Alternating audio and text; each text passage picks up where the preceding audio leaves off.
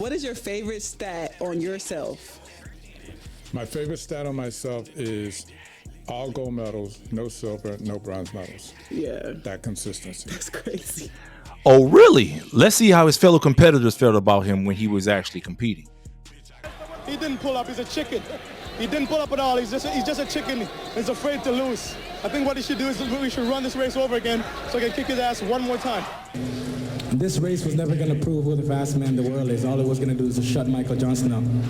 Unleading Johnson out of the turn. I've never ran a corner with Michael Johnson. I mean, and it's very obvious that if I'm within striking distance of him that early in the race and I'm blowing by him, that the gap's just going to get bigger and bigger and my butt's just going to get smaller and smaller as I pull away from him. On whether Johnson felt he was going to get beat.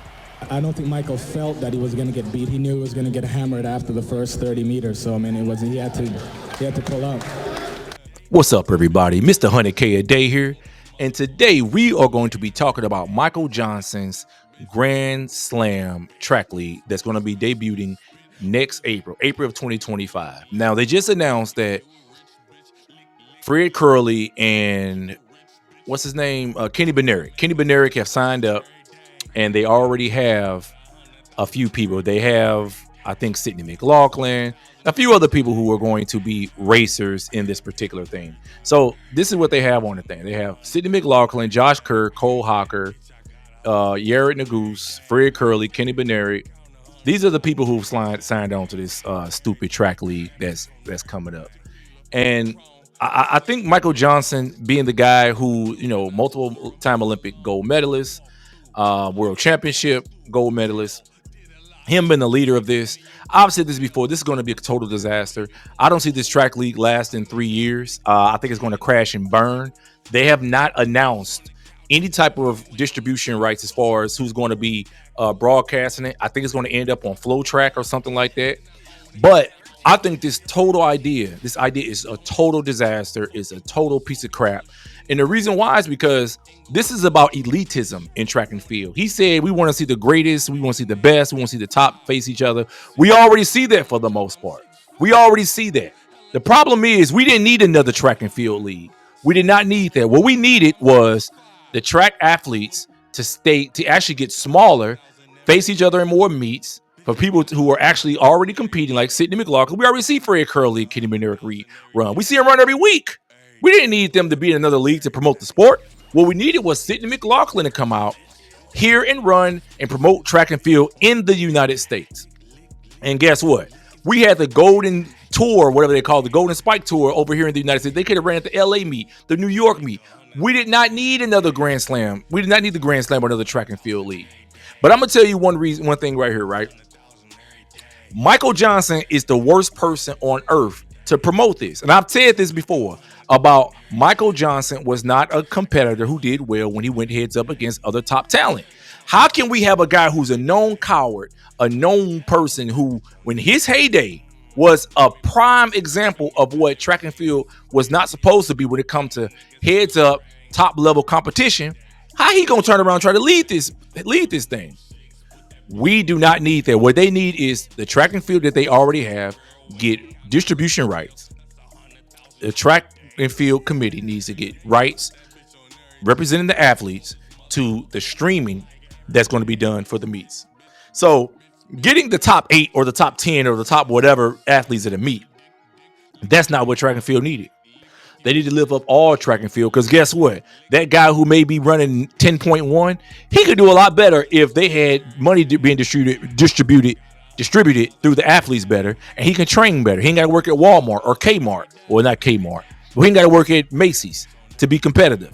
But let me just show you guys what type of dude Michael Johnson is. And I'm going to show you what type of resume he had to see if this is the type of guy that you can trust to lead the track and field Grand Slam track, and only the fastest track lead. So let's do a quick rundown. Of Michael Johnson, how he competed when it was time for the Olympics or the World Championships over the course of his career. We're going to show what type of guy he was, and this is going to establish a pattern. 1988, he was supposed to be in lane. He was supposed to be in heat 4 of the 200 meters at the Olympic trials. We know we had a lot of killers out there in 1988. There was no drug testing, but for some reason, guess what? He did not compete. As you can see, he was supposed to be in heat 4 of the 200 meters, but he did not show up. He did not compete. So 1991 rolls around. 1991 rolls around. That's the next championships after the Olympics in 1988. It's the World Championships in Tokyo. Michael Johnson comes. What does he do? He wins. Wins the 200 meters, 20.01, which was a championship record at the time. So he wins with the championship record. But guess how much he wins by? 0.33. This establishes a pattern in Michael Johnson's career where he either blew people out of the water or he totally blew up.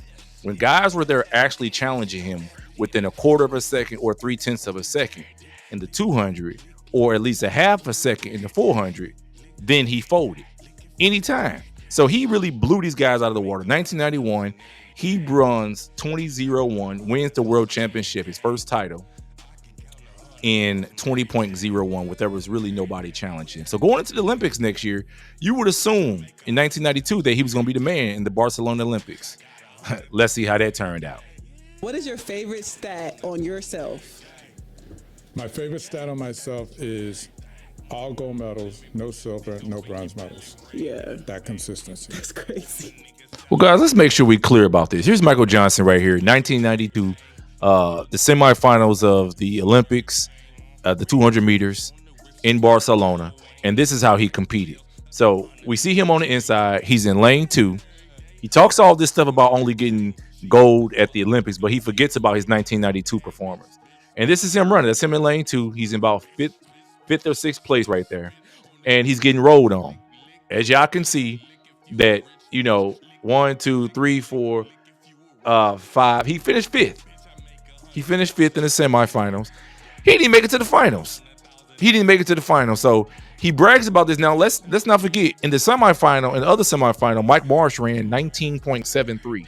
So even with Michael Johnson claiming to have been sick, which whatever, it's a very good chance that he would not have been able to run 19.73, because Michael Johnson lifetime at that point he had not ran 19.73, and he never broke 19.73. He never ran faster than the time the guy that ran the semifinal.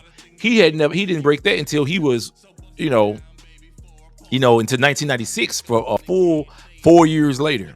So Michael Johnson does all this talking about, only got gold, but he clearly forgets, he clearly forgets to tell people about the time that he went to the Olympics, and this is what happened to him. He got rolled on. He got, sent back home without an individual gold medal. And as a matter of fact, when he ran on the relay, he actually ran the slowest leg. He ran like 44.5 or 44.6 on the relay. He ran horrible on the relay in 1992. So this is just another example of how Michael Johnson is really just full of it. That's how he performed from 1988 to 1992. 1988, he didn't run at the Olympic trials, even though he was there. 1991, he won the world championship. Of course, he won by over a quarter of a second, 0.3 of a second. But, there was nobody there who can really challenge him. 1992, when he was there at the Olympics, made it to the Olympics, at the Olympics, when there were guys who were there could challenge him. In the 200, the guy almost broke the world record. Mike Marsh, who's an Olympic relay coach now for the United States, he almost broke the world record, ran 19.73 in the semifinals, and he really challenged Michael Johnson at the trials, even though Michael Johnson won at the trials. Michael Johnson, of course, doesn't make it to the finals when there are people there who legitimately, number one, had a faster personal record than Michael Johnson, and also they legitimately pose a serious threat to Michael Johnson in an Olympic competition or world championship competition. And of course, he doesn't make it to the finals. This is the Michael Johnson that a lot of people don't even know and a lot of people forget about. And make no mistake, guys, before I close this part 1 out, the Michael Johnson avoided running the 400 in 1992 for a reason. Let me tell you why he avoided it. A guy named Quincy Watts. Quincy Watts ended up winning the Olympic gold medal. In he ran 43.50. 43.50. That probably would have gotten rid of Michael Johnson. And the defending champion was Steve Lewis, who had won the Olympics, was also a 43-second guy at the time. He had won in 1988. I think Steve Lewis had won in 1988, beating Butch Reynolds. And when he won in 1988, does anybody know what he ran? 43.87. That's how he won the Olympic title. So these are legitimate 43-second guys. The first two guys were 43.50 and 44.21 at the 1992 Olympic final, which tells me that Michael Johnson probably avoided running that race because he knew that there was probably no chance that he couldn't win it. He definitely wasn't ready to run 43.50. 43.50 at the time was way faster than his PR and was only about 21 hundredths of a second slower than the world record. So Michael Johnson wasn't ready. He didn't want to see Quincy Watts. So what did he do? He run the 200, and once he saw that how fast those guys was running, it made his body lock up, and he folded. This is the pattern we see with Michael Johnson. So all this talk about having all this all gold, he forgets to say about all the dodging and ducking he did until people fell off, or the fact that he either failed altogether to even make the final. So he make it seem like every time he showed up, he won gold, which is a bunch of crap. This is the exact reason why we cannot have any faith in this man to be a leader of any track and field league for Grand Slam track. It's stupid. It's a dumb idea. We do not put your faith behind it. And I hope that this track and field league fails completely within the first 3 years. I hope the investors lose all their money, and I hope that the fans completely flee from it. And I hope that it gets the track league ends up on Flow Track and making people have to pay. Until track and field athletes get revenue distribution in this game, I will never respect any league or anything that comes along that claims to be for the athletes, because it's all crap. It's all a bunch of BS, if you ask me. And with that being a bunch of crap, and with him trying to be a leader and having a track league, which I know is going to be a complete disaster, I think it's important that we continue to do a deep dive into his career to see how he performed when he did his own head-to-head matchups. Not just with the incident with Donovan Bailey, because Donovan Bailey clearly said how he felt about the guy. But in his incident with Maurice Green, which he got injured in both of them when he went against other world record holder guys. But let's look at his other races in part 2. This is part 1, guys. But in part 2, we're going to talk about his other races from after 1992. He failed at the Olympics. Let's see how he did in 1993. 95, 96, 97, all the way on through, and then see if this is the type of ninja that we can rely on to be a leader in the sport in this day and age. So till next time, the biggest hater in track and field, Mr. 100K a day. I'ma catch y'all later. Peace. What is your favorite stat on yourself? My favorite stat on myself is all gold medals, no silver, no bronze medals. Yeah. That consistency. That's crazy. He's just a chicken. He's afraid to lose. I think what he should do is we should run this race over again so he can kick his ass one more time. A lot of things that make a million records sell. So bust it down, baby, for a poet. I make 100K a day and I can throw it. I'm big meat on the couch, sipping my weight on the couch.